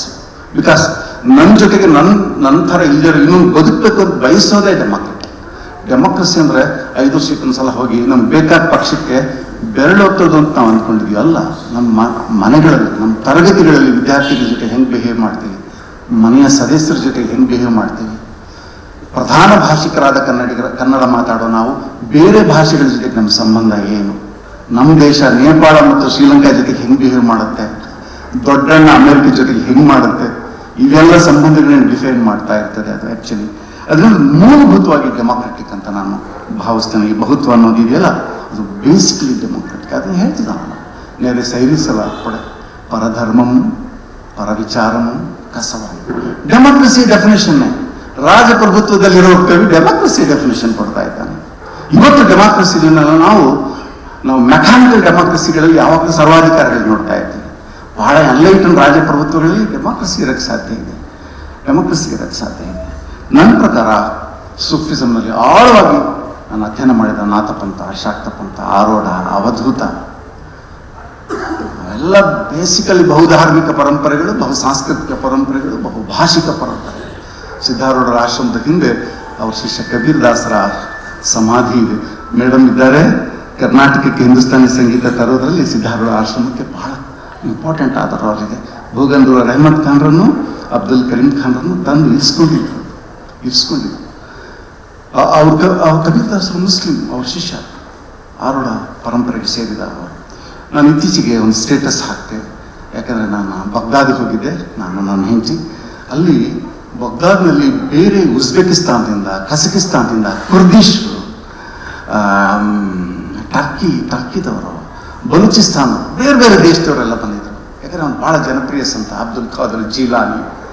ಭಾರತದಿಂದ ಬಂದವರು ಮಾಡ್ತಾ ಇದ್ದ ಒಂದು ವಿಶಿಷ್ಟ ರುಚಿಯಲ್ಲಿ ಅಂದರೆ ದೀಪ ಹಚ್ಚುತ್ತಾ ಇದ್ರು. ಅವರೊಬ್ಬರೇ ದೀಪ ಹಚ್ಚುತ್ತಾ ಇದ್ರು. ಅದಕ್ಕೆ ಗ್ಯಾರ್ಮಿ ಅಂತ ಕರೀತಾರೆ. 12 ದೀಪನೇ ಹಚ್ಚುತ್ತಾ ಇದ್ರು. ಆ ಪುಣ್ಯತಿಥಿ ಎಲ್ಲಿಂದ ಬಂತದ್ದು? ಇಡೀ ಭಾರತದಲ್ಲಿ ಚಿಸ್ತಿ ಪರಂಪರೆಯಲ್ಲಿ ದೀಪಾವಳಿ ದಿನ ದೀಪಾವಳಿ ಆಚರಿಸ್ತಾರೆ. ನಾನು ಫೋಟೋ ಕೂಡ ಹಾಕ್ತೆ ಶಿಶಿ. ನಿಜಾಮುದ್ದೀನಲ್ಲಿ, ಗುಲ್ಬರ್ಗದಲ್ಲಿ ಪರ್ಟಿಕ್ಯುಲರ್ಲಿ ಎಲ್ಲಿಂದ ಬಂದಿದ್ದು? ಈ ಕೂಡು ಬಾಳ್ವಿಕೆ ಇದೆಯಲ್ಲ, ಅದು ಭಾಷಿಕ ಮಾತ್ರ ಅಲ್ಲ ಅಂತ ನಾನು ಅದಕ್ಕೆ ಹೇಳಿದ್ದೆ. ಅದು ಸಾಂಸ್ಕೃತಿಕವಾದದ್ದು. ನಾನು ಬಗ್ದಾದ್ನಲ್ಲಿ ಮನ್ಸೂರ್ ಅಲ್ ಹಲ್ಲಾಜ್ ಅವರ ಸಮಾಧಿ ಮುಂದೆ ಕೂತಾಗ ಬಹಳ ಭಾವುಕನಾದ. ಯಾಕಂದರೆ ಬಹಳಷ್ಟು ಕರ್ನಾಟಕದ ಸೂಫಿಗಳನ್ನು ಇನ್ಫ್ಲುಯೆನ್ಸ್ ಮಾಡಿದ ಮನುಷ್ಯ ಅವನು. ಅನಲ್ ಹಕ್ ಅಂತ ಹೇಳಿದ್ದಕ್ಕೆ ಅವನ ಶಿರಚ್ಛೇದ ಮಾಡಲಾಯಿತು. ಆತ ಅದ್ವೈತಿ basically. He came to Sindh to study Advaita philosophy in 10th century. So philosophical ಆದ ಕೊಡುಗೆಗಳೆಲ್ಲ ನಡೆದ್ಬಿಟ್ಟಿವೆ. ನನ್ಗೆ ಯಾಕೆ ಈ ಪಂಥಗಳ ಬಗ್ಗೆ ಬಹಳ ಒಲವು ಅಂತಂದರೆ, ಇವುಗಳಲ್ಲಿ ಫಿಲಾಸಫಿ ಇದೆ, ಲಿಟ್ರೇಚರ್ ಇದೆ, ರಿಚುವಲ್ಸ್ ಇದೆ, ಮತ್ತು ಮ್ಯೂಸಿಕ್ ಇದೆ. ಬಹಳ ಇಂಪಾರ್ಟೆಂಟ್ ಮ್ಯೂಸಿಕ್ ಇದೆ. ತತ್ವಪದಗಳು ಮೇಡಮ್, ನಾನು 100 ರಾತ್ರಿಗಳನ್ನು ಹಳ್ಳಿಗಳಲ್ಲಿ ತತ್ವಪದ ಕೇಳಿದ್ದೇನೆ. 4 ಲೋಕಗಳಿವೆ. ಅದೇ ಒಂದು ಬಹುತ್ವ. ನಾವು ಟೆಕ್ಸ್ಟಲ್ಲಿ ಪ್ರಿಂಟೆಡ್ ಪುಸ್ತಕ ಓದುವಾಗ ಈ 3 ಲೋಕಗಳು ಇರೋದೇ ಇಲ್ಲ. ಮ್ಯೂಸಿಕ್ ಇರಲ್ಲ, ರಿಚುವಲ್ ಇರಲ್ಲ, ಫಿಲಾಸಫಿ ಸಮ್ಟೈಮ್ಸ್ ಆಬ್ಸೆಂಟ್ ಆಗಿರ್ತದೆ. ಅದರಿಂದ ನಮ್ಮ ಕೃತಿಗಳ ರೂಪು ತಾಳುವಿಕೆಯಲ್ಲೇ ಈ ಬಹುತ್ವ ಇದೆ. ಅರಸುಗಳಿಗೆ ವೀರ, ದ್ವಿಜರಿಗೆ ಪರಮ ವೇದದ ಸಾರ, ಮಂತ್ರಿ ಜನಕ್ಕೆ ಬುದ್ಧಿಗುಣ, ವಿರಹಿಗಳ ಶೃಂಗಾರ ಎಲ್ಲ ಹೊತ್ತಿಗೆ ಇವೆ ಅಂತ ಹೇಳ್ತಿದ್ದಾನೆ ಅವನು. ನಮ್ಮ ಟೆಕ್ಸ್ಟ್ಗಳೇ ಹಾಗೆ. ಅದು ಪೊಲಿಟಿಕಲ್ ಟೆಕ್ಸ್ಟ್ ಹೌದು. ಡಿಪ್ಲೊಮಸಿ ಇದೆಯಲ್ಲ, ಅಯ್ಯೋ ಕೃಷ್ಣನಿಂತಲೂ ಡಿಪ್ಲೊಮ್ಯಾಟ್ ಬೇರೆ ಇನ್ಯಾರು ಬೇಕು? ಆಡೋದೊಂದು ಮಾಡೋದೊಂದು. ಅದ್ಭುತವಾಗಿ ತರ್ತಾನೆ ಆ ಕ್ಯಾರೆಕ್ಟರ್. ಮಂತ್ರಿ ಜನಕ್ಕೆ ಬುದ್ಧಿಗುಣ, ಆ ಡಿಪ್ಲೊಮಸಿ ಇದೆ ಇಲ್ಲಿಂದ. ನಮ್ಮ ಟೆಕ್ಸ್ಟ್ಗಳೇ ಹಾಗೆ. ನಾನು ಬನಶಂಕರಿ ಜಾತ್ರೆ ಮೇಲೆ ಲೇಖನ ಬರೆದೆ. ಅದೊಂದು ಬನಶಂಕರಿ ಜಾತ್ರೆಯೋ ನಾಟಕೋತ್ಸವವೋ ಅಂತ. ಸರ್ ಕೃಷ್ಣಮೂರ್ತಿ ಸರ್, ಅಲ್ಲಿ ಒಂದು 60 ಕಂಪ್ನಿಗಳು ಬರ್ತದೆ. ಪ್ರತಿ ಕಂಪ್ನಿ 3 ಶೋ ಪ್ರತಿದಿನ ಮತ್ತು 3 ತಿಂಗಳು ಇಂಟು ಎಷ್ಟು ನಾಟಕ. ಅಲ್ಲಿರುವ ಶಾಕಂಬರಿಗೆ ಪೂಜೆ ಸಲ್ಲಿಸೋದು 5 ನಿಮಿಷ. ಹೆಚ್ಚಿನ ಸಮಯ ಥಿಯೇಟರ್ ಕಳೀತಾ ಇದ್ದಾರೆ. ಅದು ಮಾರಾಟದ ಜಾಗವೂ ಹೌದು, ಬಂಧುಗಳು ಜಗಳ ಮಾಡೋ ಜಾಗ ಹೌದು, ಎತ್ತುಗಳಿಗೆ ಬೇಕಾದ ವಸ್ತು. ನಮ್ಮ ಜಾತ್ರೆಗಳು ಕೂಡ ಬಹುತ್ವ ಇದೆ. ನಾನು ಏನು ಹೇಳಕ್ ಬಯಸ್ತಾ ಇದ್ದೀನಿ ಅಂದರೆ, ನಾವು ಈ ಬಹುತ್ವ ಇದೆಲ್ಲ ನಮ್ಮ ಭಾರತ ದೇಶದ, ಕರ್ನಾಟಕದ ಆತ್ಮ. ಅದನ್ನು ಕಲ್ಚರ್ನಲ್ಲಿ, ಲಿಟ್ರೇಚರ್ನಲ್ಲಿ, ಲ್ಯಾಂಗ್ವೇಜ್ನಲ್ಲಿ ಎಲ್ಲದರಲ್ಲೂ ಇದೆ. ಅದು ಇದನ್ನು ನಾವು ಮನಗಾಣಬೇಕು, ರಿಯಲೈಸ್ ಮಾಡ್ಕೋಬೇಕು. ನಾವು ಮರೆಯುವಂಥ ವಾತಾವರಣ ಈಗ ಕ್ರಿಯೇಟ್ ಆಗ್ತಾ ಇದೆ. 300 ರಾಮಾಯಣ, 300 ಇದೆಯಲ್ಲ, ಅದು ಸಂಖ್ಯೆ ಅಲ್ಲ. ಅದು ತಾವೆಲ್ಲ ಮಲ್ನಾಡಿನವರು ಕುವೆಂಪು ರಾಮಾಯಣ ದರ್ಶನ ಬರೆಯುವಾಗ ಹೇಳ್ತಾರೆ, ಜಗತ್ತಿಗೆ ಒಬ್ಬನೇ ರಾಮ, ಒಂದೇ ವಾಲ್ಮೀಕಿ, ಒಂದೇ ರಾಮಾಯಣ ಅಂದ್ರೆ ಹೆದ್ದಪ್ಪು. This is the word he uses. ಹೆದ್ದಪ್ಪು ಅದು ಬ್ಲೆಂಡರ್ ಅನ್ನೋದು. ಕುವೆಂಪು ಬಹಳ ಹಿಂದೆನೆ 300 ರಾಮಾಯಣನ ಸಿಲೆಬಸ್ ಇಂದ ತೆಗೆದುಹಾಕುವಂತ ಆಕ್ಟ್ ನಡೆಯೋದು ಮುಂಚೆನೆ ಬಹುತ್ವ ಹೇಳ್ಬಿಟ್ಟಿದ್ದಾರೆ. ನಾನು ಬರೀತಿರೋದು ಒಂದು ರಾಮಾಯಣ ಅಂತ. ಸೊ ನಮ್ಮ ಕವಿಗಳು ಬೇಸಿಕಲಿ ಬಹಳ ಆಳವಾದ ಸಾಂಸ್ಕೃತಿಕ ಪ್ರಜ್ಞೆ ಮತ್ತು ಫಿಲಾಸಫಿ ಆಳದಲ್ಲಿ ಇದ್ದದ್ರಿಂದ ಅವರು ನಮ್ಮ ದೇಶದ ಈ ಬಹುತ್ವವನ್ನು ಮನಗಾಣ್ತಾ ಇದ್ರು ಅಂತ ಹೇಳಿ ನಾನು ಅನಿಸ್ತದೆ. ಇವತ್ತು ನಾವು ಜ್ಞಾನವನ್ನು ಮಲ್ಟಿ ಡಿಸಿಪ್ಲಿನರಿ ಅವುಗಳ ಮೂಲಕ ಒಂದು ವಸ್ತುವನ್ನು ಅಧ್ಯಯನ ಮಾಡೋಕ್ಕೆ ಹಲವು ಜ್ಞಾನ ಸೃಷ್ಟಿಗಳ ನೆರವನ್ನು ಪಡೆದ್ರೆ ಮಾತ್ರ ಶ್ರೇಷ್ಠ ಜ್ಞಾನ ಹುಡ್ತದೆ ಅನ್ನೋ ಬಹುತ್ವದ ತಿಳುವಳಿಕೆ ಈಗ ನಮಗೆ ಬರ್ತಾ ಇದೆ. ಒಬ್ಬ ಒಳ್ಳೆ ಅಧ್ಯಾಪಕ, ಒಬ್ಬ ಒಳ್ಳೆ ಡಾಕ್ಟರ್, ಒಳ್ಳೆ ಮ್ಯೂಸಿಷಿಯನ್, ಯಾವುದೇ ಪ್ರೊಫೆಷನ್ ಇಲ್ಲಿ ನಮಗೆ ನಮ್ಮ ಸಂಸ್ಕೃತಿ ಸೃಷ್ಟಿ ಮಾಡಿರುವ ಅತ್ಯಂತ ಶ್ರೇಷ್ಠ ಸಾಹಿತ್ಯ, ಸಂಗೀತ, ಚಿತ್ರಕಲೆ, ಥಿಯೇಟರ್, ಸಿನಿಮಾ, ವಾಸ್ತುಶಿಲ್ಪ, ಶಿಲ್ಪಕಲೆ ಇವುಗಳಲ್ಲಿ ಎಷ್ಟು ಪ್ರವೇಶ ಇದೆ, ಎಷ್ಟು ಎಕ್ಸ್ಪೋಜರ್ ಇದೆ, ಅದ್ರ ಮೇಲೆ ನಾನು ಒಳ್ಳೆ ಶಿಕ್ಷಕನ, ಒಳ್ಳೆ ಡಾಕ್ಟರ್ ಆಗ್ಬಹುದು. ಅದರಿಂದ ನಮ್ಮ ವ್ಯಕ್ತಿತ್ವಕ್ಕೆ ಕೂಡ ಒಂದೇ ಅನ್ನ 365 ದಿನ ಬರೀ ಅಕ್ಕಿ ಬರೀ ಮುದ್ದೆ ತಿಂದರೆ ಹೆಂಗೆ ಆರೋಗ್ಯ ಇರಲ್ವೋ ಹಾಗೆ ನಮ್ಮ ಸಾಂಸ್ಕೃತಿಕ ವ್ಯಕ್ತಿತ್ವ ಕೂಡ ನಮ್ಮ ಸೊಸೈಟಿ ಕ್ರಿಯೇಟ್ ಮಾಡೋರು ಎಲ್ಲ ಸೃಜನಶೀಲ ಕಲೆಗಳ ಜೊತೆಗೆ ಒಂದು ಸಂಬಂಧ ಇರಬೇಕು ಅಂತ ಹೇಳಿ ನಾನು ಅನ್ನಿಸ್ತೇನೆ. ಸ್ನೇಹಿತರೆ, ಇದನ್ನ ಈ ಬಹುತ್ವನ ನಮ್ಮ ದೊಡ್ಡ ಎಲ್ಲ ಕವಿಗಳು ಸೆಲೆಬ್ರೇಟ್ ಮಾಡಿದ್ದಾರೆ. ಹಿಂದೂ, ಕ್ರೈಸ್ತ, ಮುಸಲ್ಮಾನ, ಪಾರಸಿಕ, ಜೈನರು. ಕೃಷ್ಣಮೂರ್ತಿ ಸರ್ ಪಾರಸಿಕ ಯಾಕಂದ್ರೆ ನಂಗೆ ಬಹಳ ಆಲೋಚನೆ ಮಾಡ್ತಾ ಇದ್ದೀನಿ. ಯಾಕಂದ್ರೆ ಬೌದ್ಧರನ್ನು ಬಿಟ್ಬಿಟ್ಟಿದ್ದಾರೆ ಅವರು. ಪಾರಸಿಕ ತರಲಿಕ್ಕೆ ಒನ್ ರೀಸನ್ ಕುಡ್ ಬಿ ಅವ್ರು ಬಹಳ ಇಷ್ಟಪಡ್ತಿದ್ದ ಪ್ರೊಫೆಸರ್ ಒಬ್ಬರು ಪಾರಸಿಕರಾಗಿದ್ದರು, professor Wadia. Kuvempu BA pass ಆದ್ಮೇಲೆ ಫಿಲಾಸಫಿ ಡಿಪಾರ್ಟ್ಮೆಂಟ್ ಹೋಗಿ ಬಯಸಿದ್ರು. ಹತ್ತು ಕರೆದು ವೆಂಕಣ್ಣಯ್ಯನವರು ಮತ್ತು ಕೃಷ್ಣಶಾಸ್ತ್ರಿಗಳು ಬಾರಪ್ಪ ಫಸ್ಟ್ ಬ್ಯಾಚ್ ಇದು, BL ನರಸಿಂಹಾಚಾರ್, ತೀನಂಶ್ರೀ, ಕುವೆಂಪು ಫಸ್ಟ್ ಬ್ಯಾಚ್ನಲ್ಲಿ, ಅನಂತರಂಗಾಚಾರ್ ಫಸ್ಟ್ ಬ್ಯಾಚ್ ಅಪ್ಪ ನೀನ್ ಬಾ ಅಂತ ಹೇಳ್ಕೊಂಡು ಪ್ರೊಫೆಸರ್ ವಾಡಿಯ ಬಗ್ಗೆ ತುಂಬಾ ಗೌರವ ಆಯಿತು. ಅದಕ್ಕೆ ಬಂದಿರಬಹುದೇನೋ ಅಂತ ನನಗೆ ಒಂದು ಸೆಲೆಬ್ರೇಟ್ ಮಾಡ್ತಿದ್ದಾರೆ ಅಲ್ಲಿ ಇಡೀ ಕರ್ನಾಟಕದ ಎಲ್ಲ, ಭಾರತದ ಎಲ್ಲ ಧರ್ಮಗಳನ್ನು ಅಲ್ಲಿ ಸರ್ವ ಜನಾಂಗದ ಶಾಂತಿ ಅಥವಾ 100 ಮರ 100 ಸ್ವರ ಅಲ್ವಾ ಬೇಂದ್ರೆದು. ಪ್ರತಿಯೊಂದು ಮರದಲ್ಲಿ ಕೂಡ 100 ಹಕ್ಕಿಗಳು ಹಾಡ್ತಾ ಇದೆ ಅಂತ. ಇಕ್ಬಾಲ್ ಅದನ್ನ ಹಮ್ ಬುಲ್ಬುಲೆ ಹೀಸ್ಗೆ ಈ ಗುಲ್ಸಿತ, ಈ ಎಲ್ಲ ಮೆಟಫರ್ಗಳು ಯಾಕೆ ಹೇಳ್ತಾ ಇದ್ದಾರೆ? ಯಾಕಂದ್ರೆ ನಮ್ಮ ಸಂಸ್ಕೃತಿ ಆಳದಲ್ಲಿ ಕೇಡಿಗೆತನ ಹೊಂದಿದೆ. ಏಕರೂಪಿ ಸಂಸ್ಕೃತಿಯನ್ನು ಹೇರುವ, ಉಳಿದೆಲ್ಲವನ್ನು ನಾಶ ಮಾಡುವ ಇಂಥ ಒಂದು ಏಕರೂಪೀಕರಣದ ಹೇರಿಕೆ ಅತಿಯಾಗಿ ಕಾಣ್ತಾ ಇರೋ ಈ ದಿನಗಳಲ್ಲಿ ಕರ್ನಾಟಕದ ಮತ್ತು ಭಾರತದ ಬಹುತ್ವ ಹೋಗಿಯಲ್ಲ, ಅದು ಭಾಷೆಯಲ್ಲಿರ್ಬೋದು, ಕಲ್ಚರಲ್ಲಿರ್ಬಹುದು, ಧರ್ಮಗಳಲ್ಲಿರ್ಬೋದು. ಇಸ್ಲಾಂ ಕೂಡ ಒಂದಲ್ಲ. ಆ ಬಗ್ದಾದ್ನಲ್ಲಿ ಅದೇ ಫೀಲ್ ಮಾಡ್ತಿದೆ. ಹಲವಾರು ದೇಶಗಳಿಂದ ಬಂದ ಜನ ತಮ್ಮ ಭಾಷೆನಲ್ಲಿ ಆ ಸೂಫಿ ಹಾಡುಗಳನ್ನ ಹಾಡ್ತಾ ಇದ್ರು, ತಮ್ಮ ಮ್ಯೂಸಿಕಲ್ ಇನ್ಸ್ಟ್ರೂಮೆಂಟ್, ತಮ್ಮದೇ ರಾಗಗಳು ಅವ್ರು ಮಾಡ್ತಾ ಇದ್ದಾರೆ. This is the beauty of ಇಸ್ಲಾಂ. ಆದರೆ ಇಸ್ಲಾಮಿಕ್ ಫಂಡಮೆಂಟಲಿಸಮ್ ಯಾವುದೊಂದು ಅರಬ್ ವಹಾಬಿಸಮ್ ಹೇರಕ್ಕೆ ಟ್ರೈ ಮಾಡ್ತಿರ್ತಾರೆ. ಹಾಗೆ ನಮ್ಮಲ್ಲಿ ಕೂಡ ಯಾವುದೋ ಒಂದು ಧರ್ಮ, ಭಾರತದ ಒಂದು ಸಂಸ್ಕೃತಿ, ಭಾರತದ ಐಡೆಂಟಿಟಿ ಪಾಸಿಬಲ್. ನಮ್ಮ ಆತ್ಮವೇ, ದೇಶದ ಆತ್ಮವೇ ಬಹುತ್ವ, ಕರ್ನಾಟಕದ ಆತ್ಮವೇ ಬಹುತ್ವ ಅಂತ ಹೇಳಿ ನಾನಾದರೂ ಭಾವಿಸಿದ್ದೇನೆ. ಅಂಥ ಬಹುತ್ವವನ್ನು ಧ್ಯಾನದಲ್ಲಿ ಇಟ್ಕೊಂಡೇ ಕರ್ನಾಟಕವನ್ನು, ಕನ್ನಡವನ್ನು, ಅದರ ಅನನ್ಯತೆಯನ್ನು ಶೋಧಿಸಬೇಕು. ನಮಸ್ಕಾರ ಸರ್. 1 ಅಥವಾ 2 ಪ್ರಶ್ನೆಗಳನ್ನ ಕೇಳಬಹುದು. ಸಭಿಕರು ಯಾರಾದರೂ ಕೂಡ ಏನೇ ಪ್ರಶ್ನೆ ಇದ್ರು ಕೇಳ್ಬೋದು. ಭಾಷೆ, ಸಂಸ್ಕೃತಿ, ಮ್ಯೂಸಿಕ್, ಬಹಳ ಆಳವಾಗಿ ಮ್ಯೂಸಿಕಾಲಜಿ, ಸಂಗೀತ ಮೀಮಾಂಸೆಯನ್ನ ಬೋಧಿಸುತ್ತಾರೆ ಮತ್ತೆ ಸಂಶೋಧನೆ ಮಾಡಿರ್ತಾರೆ. ಎಲ್ಲ ರೀತಿಯ ಮ್ಯೂಸಿಕ್, ಯಾವ್ದಾದ್ರು ಪ್ರಶ್ನೆ ಒಂದು ಕೇಳಬಹುದು. ಅದಕ್ಕಾಗಿ ಅವರು ಭಾಷಣದ ಸಮಯವನ್ನ ಕಾನ್ಶಿಯಸ್ ಆಗಿ ನಾವು ಕಡಿಮೆ ಮಾಡಿದ್ದು. ಸೊ ಒಂದು 5 ನಿಮಿಷ ಒಂದು ಪುಟ್ಟ ಚರ್ಚೆ, ಪ್ರಶ್ನೆ ಉತ್ತರಕ್ಕೆ ಅವಕಾಶ ಇರ್ತದೆ. ದಯವಿಟ್ಟು ಕೇಳಬಹುದು. ರಾಮಾಯಣದ ಬಗ್ಗೆ ಮಾತಾಡ್ಬೇಕಾದ್ರೆ ಅದರಲ್ಲಿ ಒಂದು ಲೈನ್ ಬರುತ್ತೆ, ಬಹುಕಾಲ ರೂಪಗಳು ಬಹುನಾಮ ದೇಶಗಳು ನನಗೆ ಅಂತ. ಬಹುತ್ವದ ಬಗ್ಗೆ ಬಹಳ ಇಂಪ್ರೆಸಿವ್ ಆಗಿ ಮಾತಾಡಿದೆ. But today the society is getting polarised ಅಂತ ಅನ್ಸುತ್ತಾ ನಿಮಗೆ? ಅದು ಮೊದಲನೇ ಪ್ರಶ್ನೆ. ಅದಕ್ಕೆ ಕಾರಣ ಏನು? And is it a recent thing R is it does it have A historical background? Is it just in the last 15-20 years, or is it this polarization I'm talking about? Is it recent thing, or is it like much older? And first question is, ಅನಿಸ್ತಾ ಇದೆ ನನಗೆ polarisation ಆಗ್ತಾ ಇದೆ ಅಂತ. ಅದಕ್ಕೆ ಕಾರಣ ಏನು ಅನ್ನೋದು ನೆಕ್ಸ್ಟ್ ಕ್ವಶನ್.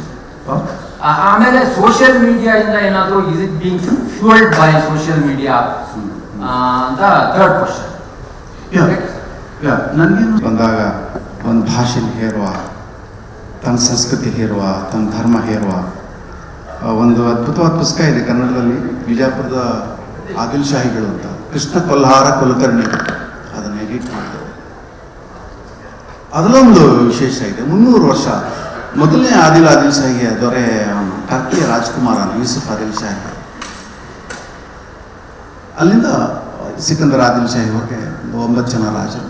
ಆ ಇಡೀ ಪುಸ್ತಕದಲ್ಲಿ ಬಿಜಾಪುರ ರಾಜ್ಯದಲ್ಲಿ ಸುಮಾರು ಘರ್ಷಣೆಗಳು, ಮತೀಯ ಘರ್ಷಣೆಗಳು, ಒಂದೇ ಒಂದು ಹಿಂದೂ ಮುಸ್ಲಿಂ ಘರ್ಷಣೆ ಇಲ್ಲ, ನಡೆದದ್ದೆಲ್ಲ ಶಿಯಾ ಸುನ್ನಿಗಳದ್ದು ಅಂತ ಅವರು ಬರೀತಾರೆ.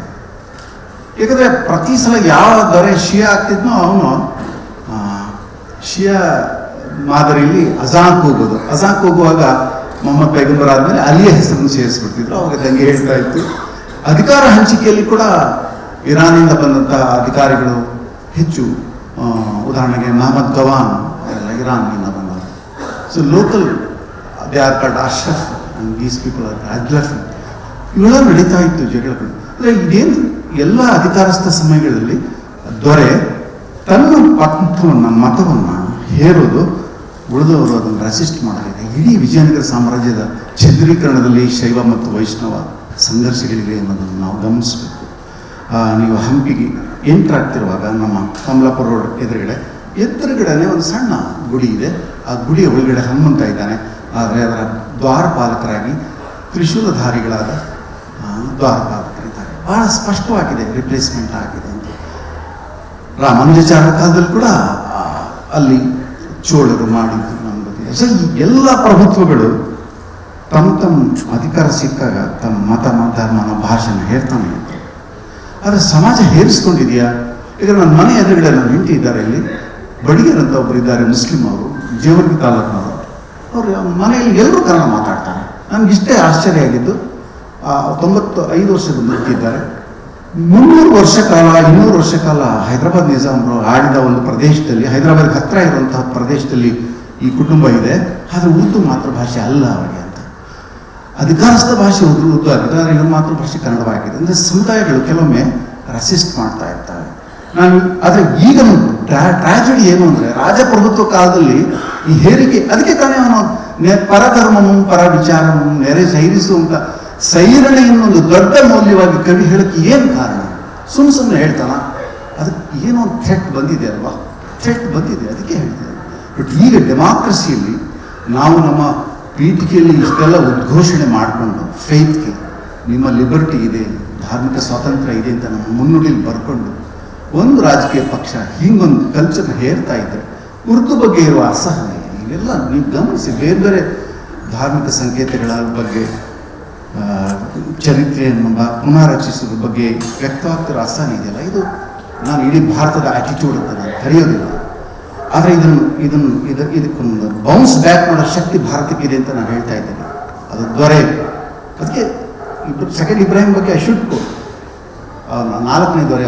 ಅವನ ಕಿತಾಬೆ ನವರಸ್ ಪುಸ್ತಕವನ್ನು ಸರಸ್ವತಿ ಪ್ರಾರ್ಥನೆಯಿಂದ, ಗಣಪತಿ ಪ್ರಾರ್ಥನೆಯಿಂದ ಮತ್ತು ಬಂದೆ ನವಾಜ್ ಪ್ರಾರ್ಥನೆಯಿಂದ ಶುರು ಮಾಡ್ತಾನೆ.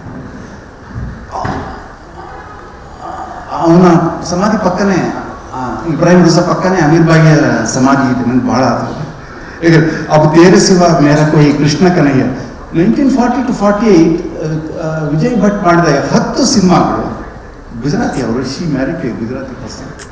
ಆ ಎಲ್ಲ ರಾಮಾಯಣದ ಸೀರೀಸ್ನಲ್ಲಿ ಅವನು ಮೇನ್ ಕ್ಯಾರೆಕ್ಟರ್. ಅದರಲ್ಲೂ ವೈಷ್ಣವ ಜನತೋತಿ ಏನೇಕೆ ಸಿನಿಮಾ, ನರಸಿಂಹ ಮೆಹ್ತಾ ಸಿನಿಮಾದಲ್ಲಿ ಅವಳೇ ಮೇನ್ ಕ್ಯಾರೆಕ್ಟರ್. ಅಂದರೆ ನಮ್ಮ ಫಿಲ್ಮ್ ಬ್ರ್ಯಾಂಡ್ ನೀವು ನೋಡಿದ್ರೆ ಈ ಬಹುತ್ವದಿಂದ ಫಿಲ್ಮ್ ಹುಟ್ಟಲೇ ಇಲ್ಲ. ಕೆಲವು ಸಿನಿಮಾಗಳಂತೂ ಅದ್ಭುತವಾದ ಎಕ್ಸಾಂಪಲ್ಸ್. ರಫಿ ಹಾಡ್ತಾರೆ, ಇನ್ಯಾರು ಹರಿಯ ಮೇಲಿನ ಹಾಡು, ಹರಿಯ ಮೇಲಿನ ಹಾಡು ಭಾಳ ಕ್ಲಾಸಿಕಲ್, ಬೇಜು ಬರೋದು. ಕವಿ ಮುಸ್ಲಿಂ, ಹಾಡುಗಾರ Naushad, music director. See this is the beauty of India. But ನಾವು ಇದನ್ನ, ಈ ಕಲ್ಚರಲ್ ಪ್ರಜ್ಞೆಯನ್ನು ಇಟ್ಕೊಂಡು ನಮ್ಮ ರಾಜಕೀಯ ಪಕ್ಷಗಳು ಹಿಂಗೊಂದು ಪೋಲರೈಸೇಷನ್ಗೆ ಯಾವ ಕಾಲದಲ್ಲಿ ಮಾಡ್ತಾರೋ ಅದನ್ನು ರೆಸಿಸ್ಟ್ ಮಾಡಬೇಕು ಅಂತ ಅನಿಸುತ್ತೆ. ಭಾರತದ ಒಂದು ಸಾಮುದಾಯಿಕ ವಿವೇಕಕ್ಕೆ ನನಗೆ ಯಾವಾಗಲೂ ನಂಬಿಕೆ ಇದೆ. ಆ ಸಾಮುದಾಯಿಕ ವಿವೇಕ ಇದನ್ನು ರೆಸಿಸ್ಟ್ ಮಾಡ್ತದೆ ಅಂತ ನಾನು ಭಾವಿಸಿದ್ದೇನೆ. ಈ ಪೋಲರೈಸೇಷನ್ ಆಗ್ತಾ ಇದೆಯಾ, ಅಸಹನೆ ಇದೆಯಾ ಅಂತ ನೀವು ಪ್ರಶ್ನೆ ಕೇಳೋದು ನನಗೆ ಅಸಹಜ ಅನಿಸ್ತಾ ಇದೆ. ಭಾಳ ಕಷ್ಟ. ನಾನೊಂದ್ಸಲ I would like to quote this example. Bhanu ಕೂಡ ಜೊತೆಲಿದ್ರು. ಲಕ್ನೋದಿಂದ ನಾವು ಡೆಲ್ಲಿಗೆ ಹೋಗ್ತಾ ಇದ್ವಿ. ಯಾರೋ ಉತ್ತರ ಭಾರತದ ವ್ಯಕ್ತಿ ಸಿಕ್ಕ, ಕರ್ನಾಟಕದವನು ಕೂಡ ನಾನು ಹಂಪಿ ನೋಡಬೇಕು ನನಗೆ ಅಂತೇಳಿ ನಾನು ಶಿವ ಸಂಸ್ಕೃತಿ ಬಗ್ಗೆ ನಾನು ನಾಥಪಂಥದ ಮೇಲೆ ಕೆಲಸ ಮಾಡಿದ್ರಿಂದ ಶಿವ ಸಂಸ್ಕೃತಿ ಮೇಲೆ ಒಂದು ಗಂಟೆ ಉಪನ್ಯಾಸ ಕೊಟ್ಟೆ. ಟಿ ಬಂದು ನಮ್ಮಿಬ್ಬರ ಹೆಸರನ್ನು ಕರೆದುಕೊಳ್ಳೆ ಅವ್ನು ಮಾತು ನಿಲ್ಲಿಸ್ತಾ ಮತ್ತು ದಿಲ್ಲಿವರೆಗೂ ಮಾತೇ ಆಗಲಿಲ್ಲ. ನಾನು ಏನು ಅರ್ಥ ಮಾಡ್ತೀನಿ, ನಾನು ಹೆಂಗೆ ಅರ್ಥ ಮಾಡ್ತೀನಿ? ನಾನು ನಾಥಪಂಥದ ಅಧ್ಯಯನಕ್ಕಾಗಿ ಹೋಗಿದ್ದೀನಿ.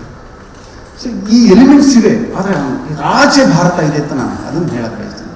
ಪೊಲಿಟಿಕಲ್ ಕನ್ವರ್ಟೇಷನ್ಗೆ ಆಚೆ ಭಾರತ ಇದೆ. అందుకే ಉದ್ದೇಶಪೂರ್ವಕವಾಗಿ ಕುದುರೆ ಇದನ್ನು ಕಮಲಾ ಮಹಲ್ ಇಂಡೋ ಸಾಸನ್ ಪರಿಚಯ ಇದೆ. I don't know whether I did answer to your question. Sir, discussion ನಮ್ಮಲ್ಲಿ ಹಲವಾರು ಇದರಲ್ಲಿ ಇಂಟ್ರೆಸ್ಟ್ ಇರೋರಿದ್ದಾರೆ. ಫೋಕಸ್ ಡಿಸ್ಕಷನ್ ಮಾಡ್ಬೋದು, ಚರ್ಚೆ ಮಾಡಬಹುದು. ಈಗ ನಾನು ಮುಂದಿನ ಭಾಗವಾಗಿ ಶ್ರೀಯುತರು ಆಟೋಬಯೋಗ್ರಫಿ ಇತ್ತೀಚೆಗೆ ಬಂದಿದೆ, ಅವರ ಬಹಳ ಚಿತ್ರಗಳು ಅಂತ, ಬಹಳ ವಿಶಿಷ್ಟವಾದ ಆಟೋಬಯೋಗ್ರಫಿ ಅದು. ಕುಲುಮೆ ಅಂತ ಕರೀತಾರೆ ಅದನ್ನ. ಕುಲುಮೆನಲ್ಲಿ ತಾವು ಪ್ರಸ್ತಾಪಿಸ್ತೀರಾ, ಕಾನೂರು ಹೆಗ್ಗಡತಿಯ ಕಡೆಗೋಲು ಹಲವು ಮಾತುಕತೆಗಳಿಗೆ ಸಾಕ್ಷಿಯಾಗಿತ್ತು ಅಂತ. ಹಾಗೇನೆ ನಿಮ್ಮ ಅನುಭವದ ಪ್ರಕಾರ 73ನೇ ನಂಬರ್ ಮನೆಯ ಗೋಡೆ ಹಲವು ಸಾಹಿತ್ಯ ಚರ್ಚೆಗಳಿಗೆ ಸಾಕ್ಷಿಯಾಗಿತ್ತು ಅಂತ. ಹಾಗೆ ನಮ್ಮ ಪುಟ್ಟ ಪ್ರಯತ್ನದಿಂದ ಈ ಗೋಡೆಗಳು ಕೂಡ HSV, CNR, LSN, ಲಕ್ಷ್ಮೀನಾರಾಯಣ ಭಟ್ರು, OLN, ಹಂಪಾನ, ಕಮಲಾ ಹಂಪಾನ, ಕಂಬಾರರು, ಚಿದಾನಂದಮೂರ್ತಿ, ಶಾ ಶೆಟ್ಟರ್, ನರಹಳ್ಳಿ, ದಿವಾಕರ್, ಶಿವಪ್ರಕಾಶ್, ಮನು ಚಕ್ರವರ್ತಿ, ಆಶಾದೇವಿ ಇವರ ಚಿಂತನೆಗಳಿಗೆ ಸಾಕ್ಷಿಯಾಗಿದೆ. ಈ ಪರಂಪರೆಗೆ ನಿಮ್ಮ ಮಾತುಗಳು ಕೂಡ ಸೇರಲ್ಪಟ್ಟಿದೆ. ಇವತ್ತು ತಾವು ತಮ್ಮ ಪುಸ್ತಕವೊಂದರಲ್ಲಿ ಆ ಪುಸ್ತಕವನ್ನು ಅರ್ಪಣೆ ಮಾಡ್ತಾ ಹೇಳ್ತೀರಾ, ಪಾಠವನ್ನು ಬಾಕಿ ಇರುವಾಗಲೇ ತರಗತಿಯನ್ನು ಬಿಟ್ಟು ಹೋದ ಪ್ರೊಫೆಸರ್ ನಂಜುಂಡಸ್ವಾಮಿಯವರಿಗೆ ಅಂತ. ಸಭಿಕರ ಮಾಹಿತಿಗಾಗಿ ಪ್ರೊಫೆಸರ್ ನಂಜುಂಡಸ್ವಾಮಿ ಅಂತ, ಮತ್ತೆ YNK ಅಂತ, ಮತ್ತೆ TG ವೈದ್ಯನಾಥನ್ ಅಂತ, ಇವರೆಲ್ಲರೂ ಬರೆದದ್ದು ಕಡಿಮೆ, ಆದರೆ ಒಂದು ಜನರೇಷನ್ ಕೂಡ ಪ್ರೋತ್ಸಾಹಿಸಿದವರು. ಅದರಲ್ಲಿ ಲಂಕೇಶು, TM ಸೀತಾರಾಮು, DR ನಾಗರಾಜ್ ಇವರೆಲ್ಲ ಬರ್ತಾರೆ, ಅವರಿಂದ ಪ್ರೋತ್ಸಾಹಿತರಾದವರು.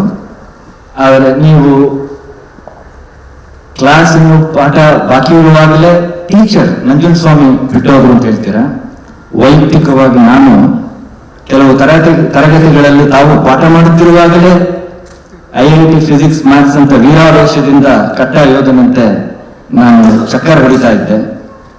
ಆ ದಿನಮಾನಗಳಲ್ಲಿ ಕಳೆದುಕೊಂಡಿದ್ದ ತರಗತಿಗಳು ಒಟ್ಟಾರೆಯಾಗಿ ಇವತ್ತು ನಮಗೆಲ್ಲರಿಗೂ ದಕ್ಕಿದೆ ಅಂತ ನಾನು ಅನ್ಕೊಳ್ತೀನಿ. ತಮ್ಮ ನುಡಿ ಕುಲುಮೆಯಲ್ಲಿ ಕುವೆಂಪುನು ಬಿಟ್ಟಿಲ್ಲ ಸರ್, DR ನಾಗರಾಜನ್ನು ಬಿಟ್ಟಿಲ್ಲ. ಎರಡು ವಿಶಿಷ್ಟ ಪ್ರತಿಭೆಗಳನ್ನು ಕೂಡ ಅವರ ಒಂದು ವಿಮರ್ಶೆಯಲ್ಲಿ ತೆಗೆದುಕೊಂಡು ಬರ್ತಾರೆ, ಕಟುವಾಗಿ ವಿಮರ್ಶೆ ಮಾಡ್ತಾರೆ. ಕನ್ನಡದ ಬೆಳವಣಿಗೆಗೆ ಎಲ್ಲದೂ ಕೂಡ ಕನ್ಸ್ಟ್ರಕ್ಟಿವ್ ಕ್ರಿಟಿಸಿಸಮ್ ಒಳ್ಳೆಯದೇನು. ತಮ್ಮ ನುಡಿ ಕುಲುಮೆಯಲ್ಲಿ ಇನ್ನೂ ಹೊಸ ಹೊಸ ಸಮಾಜಮುಖಿ, ಜೀವಮುಖಿ ಚಿಂತನೆಗಳು ಕನ್ನಡ ಸಾರಸ್ವತ ಲೋಕವನ್ನು ಶ್ರೀಮಂತಗೊಳಿಸಲಿ ಎಂದು ನಾವೆಲ್ಲರೂ ಹಾರೈಸುತ್ತೇವೆ. ಧನ್ಯವಾದಗಳು ಸರ್.